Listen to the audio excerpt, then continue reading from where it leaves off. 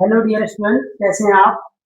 आज हम आपको एक स्पेशल चैनल लेकर आए हैं जिस पर आपको बीएससी की केमिस्ट्री क्लास पर डे एक क्लास आपको मिलेगी। यहाँ किसी कोचिंग सेंटर में आपको जाने की जरूरत नहीं है। हमारे चैनल का नाम है पीकेडी टारगेट एकेडमी, जिस पर मैं खुशीराम राणा आपको बीएससी फर्स्ट सेमेस्टर में टॉपिक, सबसे पहला टॉपिक है मोस्ट इम्पोर्टेंट टॉपिक, रेजोनेंस। इसके बारे में आज बात करेंगे कि रेजोनेंस होता क्या है। रेजोनेंस के बारे में आप देखिए, ये नाम आ रहा है रेजोनेंस, इसे हिंदी में बोला करते हैं अनुनाद। क्या बोलते हैं? अनुनाद। इसे बोलते हैं अनुनाद। अनुनाद का मतलब क्या होता है? किसी भी कार्बनिक या कार्बनिक अणु की सभी भौतिक व रासायनिक संरचनाएं। ये लिखा है, मैंने नोट्स बना रखा है, इसमें सारी चीज लिखी है। मैं पहले आपको समझा रहा हूँ कि जब हमारे बहुत सारे अणु हमको मिल गए थे, जैसे रासायनिक अणु में, जैसे बहुत हम बात करें कार्बनिक और अकार्बनिक, वो सब अणु थे। उन सभी अणुओं की सभी केमिकल और फिजिकल प्रॉपर्टी को एक ही सूत्र द्वारा दर्शाया नहीं जा सका। उस समस्या को दूर करने के लिए एक लाइनस और पॉलिंग नाम के वैज्ञानिक आए। उन्होंने एक काल्पनिक संरचना, एक काल्पनिक थ्योरी दी। उस थ्योरी का नाम क्या है? अनुनाद है। उस थ्योरी का नाम है अनुनाद।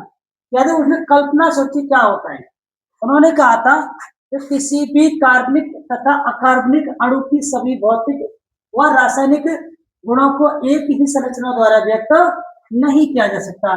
इस समस्या को दूर करने के लिए पॉलिंग ने एक काल्पनिक सिद्धांत दिया, जिसे अनुनाद कहते हैं। सिद्धांत हमारा काल्पनिक सिद्धांत था। उस सिद्धांत का नाम क्या दिया? रेजोनेंस दिया। इसके अनुसार किसी भी अणु की लुईस संरचना खींचते हैं और इलेक्ट्रॉन स्थानांतरित करके उन संरचनाएं बनाई जाती हैं, जिन्हें रेजोनेंस या कॉनिकल या वास्तविक संरचना कहते हैं। इनमें सर्वाधिक स्थायी संरचना को रेजोनेंस हाइब्रिड या संकर अनुनाद संरचना कहते हैं। ये अणु के भौतिक व रासायनिक गुणों को आसानी से एक्सप्लेन करती है। अब हम बात कर लेते हैं, कैसे बात करेंगे कि जैसे मैंने एग्जाम्पल की बात करूं, एग्जाम्पल में लेता हूं। जैसे सबसे पहले मैंने एग्जाम्पल ले लिया बेटा, मैं CO3 की आज बात करूंगा। CO3 -2 आए। तो ये CO3 है, इसकी लुईस स्ट्रक्चर अगर हम बनाएं तो लुईस स्ट्रक्चर इसकी बनेगी carbon double bond oxygen and oxygen single bond और negative charge, single bond negative charge. ये मेरी लुईस स्ट्रक्चर है कार्बोनेट आयन की। अगर मैं इलेक्ट्रॉन को ट्रांसफर करूं तो इस ऑक्सीजन के पास हमारा क्या है? नेगेटिव चार्ज है, यानी एक्स्ट्रा इलेक्ट्रॉन्स के पास है। वो इलेक्ट्रॉन क्या होता है, इसे ये डोनेट इधर कर दे तो ये वाली बॉन्ड मेरी ओपन हो जाए। तब क्या बनेगा? एक स्ट्रक्चर बनेगी, न्यू स्ट्रक्चर फॉर्म होगी इलेक्ट्रॉन को ट्रांसफर करने के बाद। क्या बनेगा? डबल बॉन्ड को इसमें चेंज होगा नेगेटिव चार्ज, और एक यहाँ क्रिएट हो जाएगा डबल बॉन्ड, और यहाँ पर नेगेटिव चार्ज। इसी प्रकार से नेक्स्ट स्ट्रक्चर बनाए तो उसमें क्या होगा? अगर मैं इस बॉन्ड को इधर इंसर्ट कर दूं तो ये बॉन्ड मेरी क्या हो जाएगी? ओपन हो जाएगी, और यहाँ एक न्यू स्ट्रक्चर फॉर्म होगा।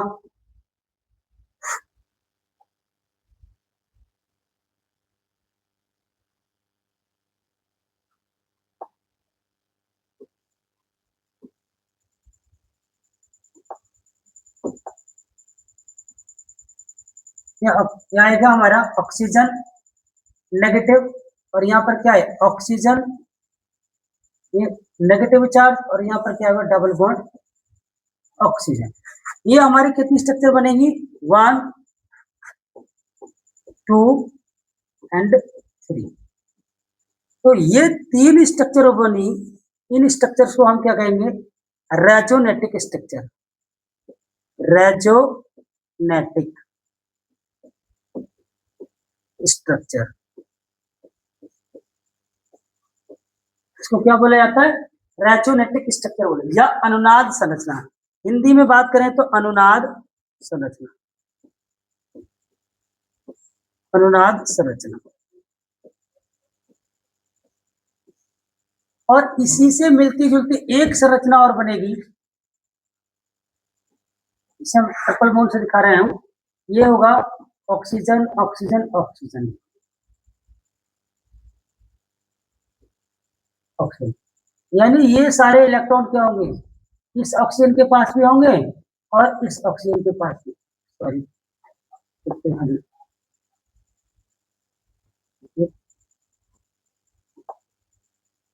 कार्बन, ये ऑक्सीजन और ये ऑक्सीजन।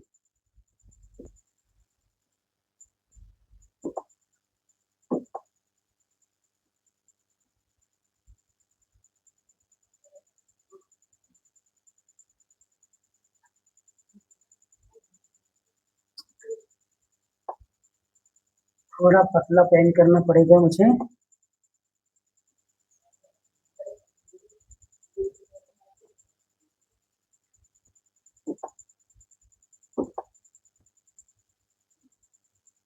ये ऑक्सीजन, ये ऑक्सीजन और ये भी ऑक्सीजन।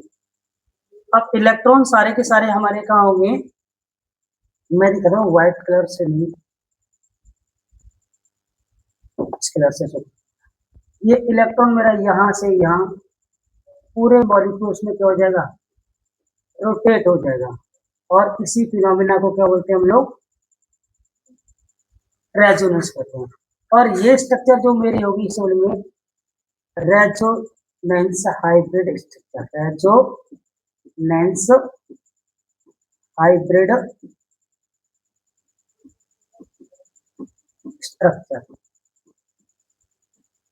और ये स्ट्रक्चर हमारी मोस्ट स्टेबल होगी, ऐसी स्ट्रक्चर होगी मोस्ट स्टेबल, सर्वाधिक स्थायी संरचना। ये हमारी कहूंगी, ये पूरी फिनोमेना क्या कहलाएगी, रेजोनेंस कहलाएगी। इतनी बात समझ में आ गई वो मुझे लगता है सभी को।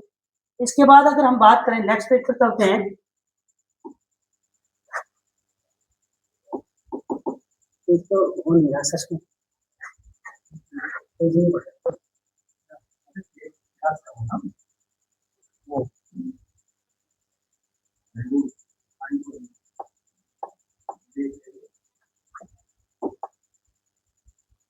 लिंक पे है।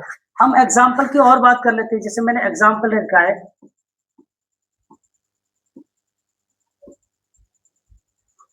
तो हो जाता है इसमें।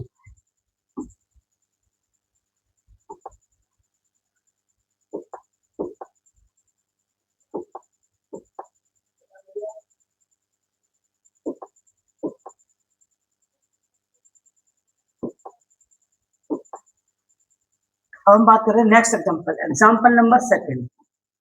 एग्जाम्पल नंबर सेकंड में नाइट्रोजन की बात करता हूँ, NO3 नेगेटिव आयन, इसकी बात करते हैं।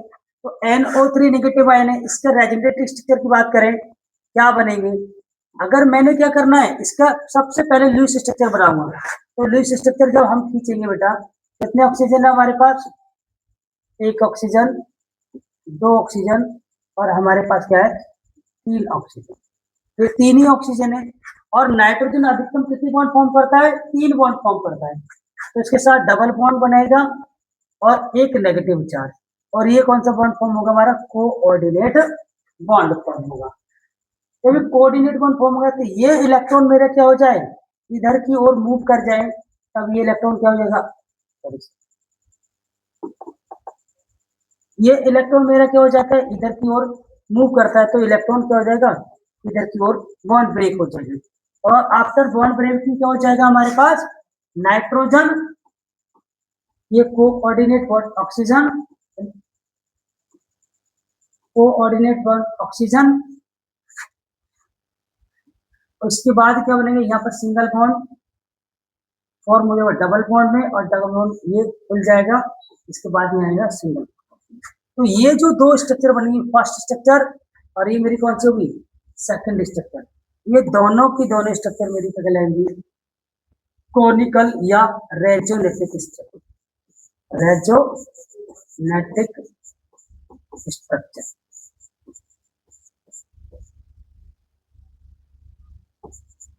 रेजोनेटिक स्ट्रक्चर। तो ऐसे हमने देखा होगा, केवल और केवल क्या हो रहा है रेजोनेंस में, इलेक्ट्रॉन मूव करता है, कोई एटम मूव नहीं करता। तो इलेक्ट्रॉन को ट्रांसफर करके हमें, जैसे प्रीवियस में मैंने बताया, यहाँ देखिए ये लिखा हुआ इलेक्ट्रॉन को ट्रांसफर, कहाँ लिखा है, इलेक्ट्रॉन को स्थानांतरित करके, क्या करके, इलेक्ट्रॉन को स्थानांतरित करके उनकी संरचना बनाई जाती है। तो इससे मिलती, जैसे ये हमारा क्या है, इसमें भी इलेक्ट्रॉन को ट्रांसफर किया तो ये स्ट्रक्चर बनी, यहाँ से इलेक्ट्रॉन ट्रांसफर किया तो न्यू स्ट्रक्चर ये बनी। तो इलेक्ट्रॉन को ट्रांसफर करते हैं, इसमें एटम को ट्रांसफर नहीं करते, एटम जैसा है वैसा ही रहेगा। इतनी बात मुझे लगता है समझ में आ गई होगी। जैसे NO3 मैंने यहाँ पर एग्जाम्पल लिया है, ये NO3 का ये बना है, वो मैंने आपको इस पे नेक्स्ट पेपर दिखाया है, ये NO3 नेगेटिव नाइट्रेट आयन का। तो इसके कितने बनेंगे, केवल 2 रेजोनेटिव स्ट्रक्चर बनेंगे। और इसका एक नया रेजोनेट हाइब्रिड स्ट्रक्चर बनता है, जिसे नाइट्रोजन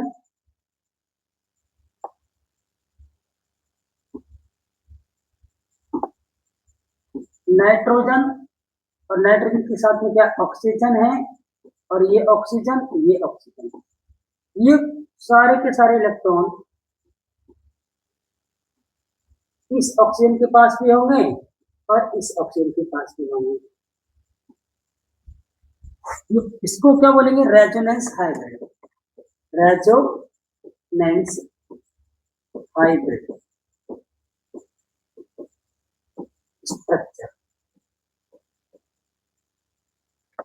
और ये क्या होगी, मोस्ट स्टेबल होगी, मोस्ट स्टेबल। कैसे स्ट्रक्चर होगी, मोस्ट स्टेबल स्ट्रक्चर होगी, जो कि सभी इस वाले अणु के सारे भौतिक और रासायनिक गुणों को आसानी से एक्सप्लेन कर सकते हैं। क्लियर, मुझे लगता है आपको ये बात समझ में आई होगी। मैं एक एग्जांपल और लेता हूँ, इसके बारे में और बात कर लेते हैं।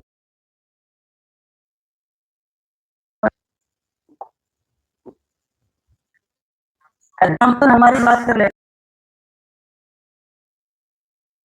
हैं, इसकी बात कर ले, NO2 की बात कर ले, और NO2 नेगेटिव की बात कर लेते हैं।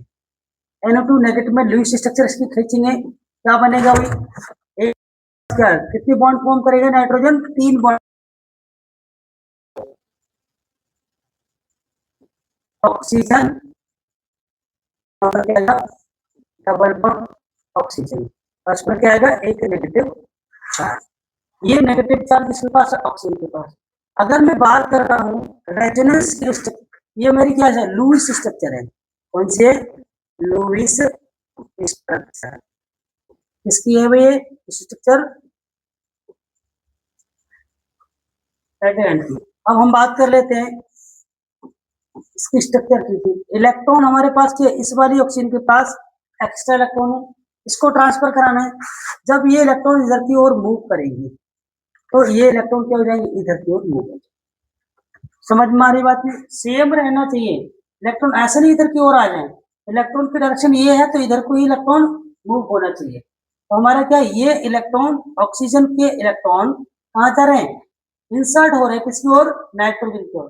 तब नाइट्रोजन के इलेक्ट्रॉन कच जाएंगे सेकंड ऑक्सीजन की ओर, तब क्या बनेगा, एक न्यू स्ट्रक्चर फॉर्म होगी हमारी, ऑक्सीजन नेगेटिव चार्ज, और यहाँ एक डबल बॉन्ड क्रिएट हो जाती है। तो ओवरऑल कितनी स्ट्रक्चर बनी, फर्स्ट एंड सेकंड स्ट्रक्चर इसकी फॉर्म हो गई।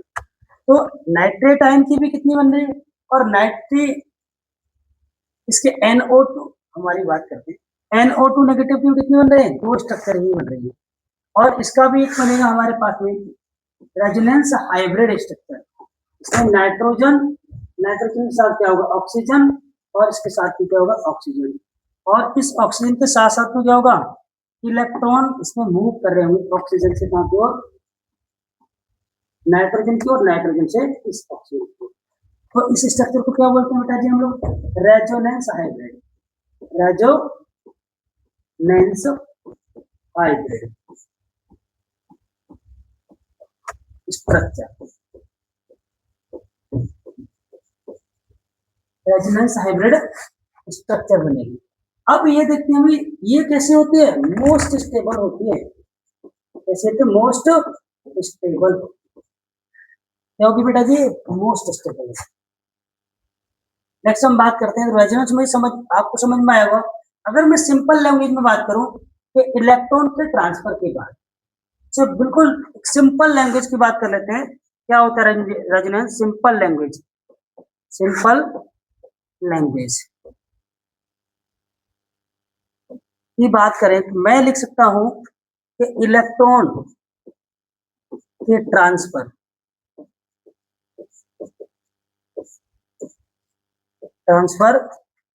के बाद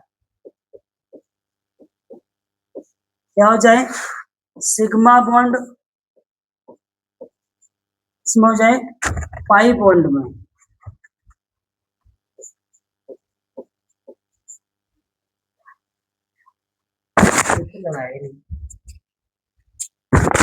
पाई बॉन्ड में चेंज हो जाए,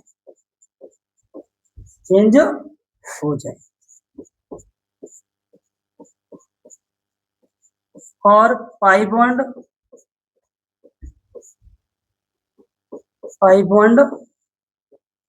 क्या हो जाए, सिग्मा में चेंज हो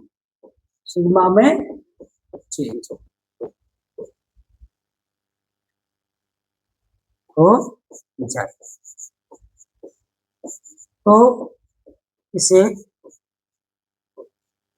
क्या कहेंगे, अनुनाद कहते हैं। क्लियर हुई बात नहीं? देखिए यहाँ पर, देखिए ये क्या था मेरे पास, सिग्मा बॉन्ड था इस ऑक्सीजन के पास, और यहाँ इस ऑक्सीजन के पास क्या था, पाई बॉन्ड था। इलेक्ट्रॉन का ट्रांसफर हुआ तो इस वाले पर क्या हो गया, पाई बॉन्ड क्रिएट हो गया, यहाँ पर क्या हो गया, सिग्मा बॉन्ड क्रिएट हो गया। तो यही जो फिनोमेना होती है आफ्टर इलेक्ट्रॉन ट्रांसफर के, सिग्मा चेंज हो जाए पाई में और पाई चेंज हो जाए सिग्मा में, तो इसको भी हम क्या कह सकते हैं सिंपल भाषा में, इस घटना को भी बोलेंगे हम लोग अनुनाद। क्लियर हुई बात नहीं? अब नेक्स्ट हम बात कर लेते हैं टाइप्स ऑफ रेजोनेंस की बात करेंगे। टाइप्स ऑफ रेजोनेंस,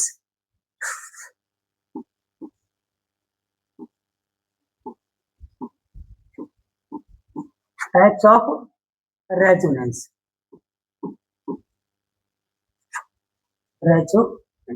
इससे बाद में बात करेंगे टाइप्स ऑफ रेजोनेंस की। इससे पहले हम बात कर रहे थे बेटा जी कंडीशन ऑफ रेजोनेंस की, तब टाइप्स की बात करेंगे। कंडीशन ऑफ रेजोनेंस,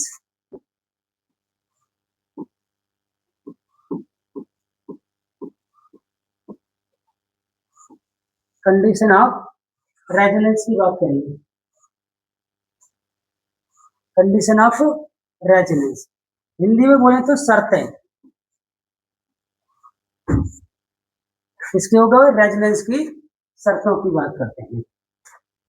क्या होती है शर्तें?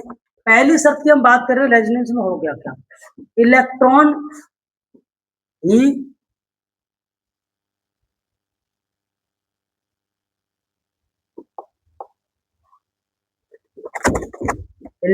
ही क्या करते हैं, पार्टिसिपेट करते हैं, एटम नहीं। इसमें क्या पार्टिसिपेट करेगा, केवल और केवल इलेक्ट्रॉन ही पार्टिसिपेट करेगा, एटम पार्टिसिपेट नहीं करेंगे। इसके साथ दूसरी शर्त क्या होगी कि ऑल एटम इज, सभी एटम एक ही प्लेन में, प्लेन मीन होता तल, मैं लिख भी देता हूं, तल में होने चाहिए,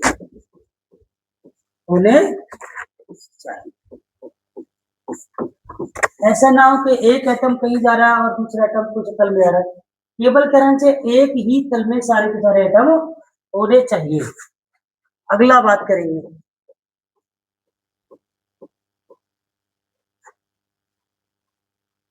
अगली हम बात करेंगे इलेक्ट्रॉन ट्रांसफर करेंगे, इसको ट्रांसफर नहीं करेंगे, केवल इलेक्ट्रॉन को ही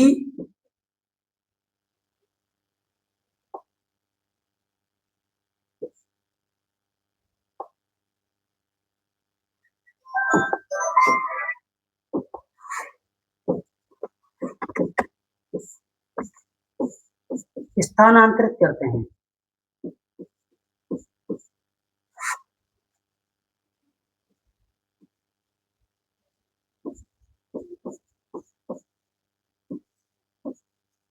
स्थानांतरित करते हैं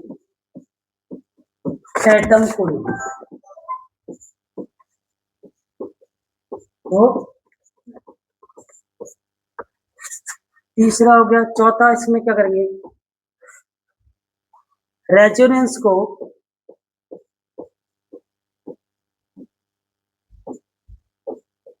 हमेशा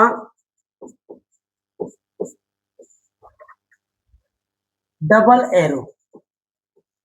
हेडेड एरो से भी डबल हेडेड एरो से शो करते हैं।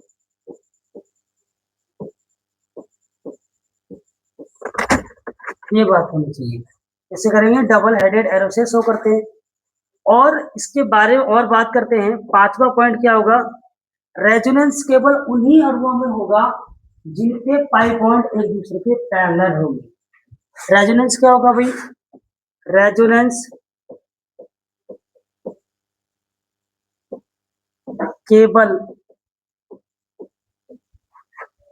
उन्हीं अणु में होगा, उन्हीं अणुओं में होता है जिनमें क्या होते हैं, पाई ऑर्बिटल्स क्या होंगे, पैरेलल होंगे।